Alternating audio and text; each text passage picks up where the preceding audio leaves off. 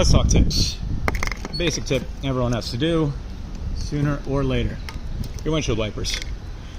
Windshield wipers wear down, especially if you don't take care of them. Replacing them is quite easy.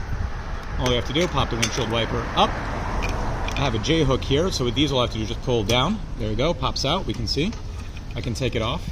Either A, you can measure it from side to side, or just take it into the AutoZone or whatever auto parts store you use, and you can just literally size it up right where the wiper is.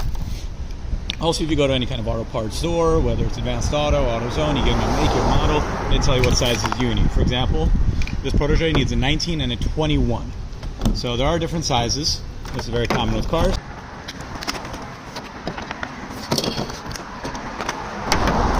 Alright, now we see we get a few things with the new windshield wiper, right?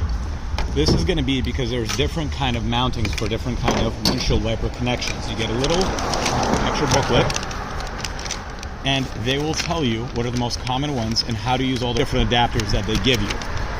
So what I have is a Jhook, as I mentioned, which is one of the simplest ones. We love old cars. So I have this little loop. I want it to fit into the loop. Oop, there, you heard that click.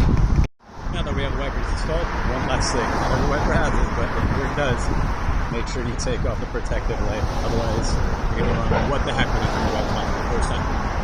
Hope you found this helpful. Stay safe out there. See you on the road.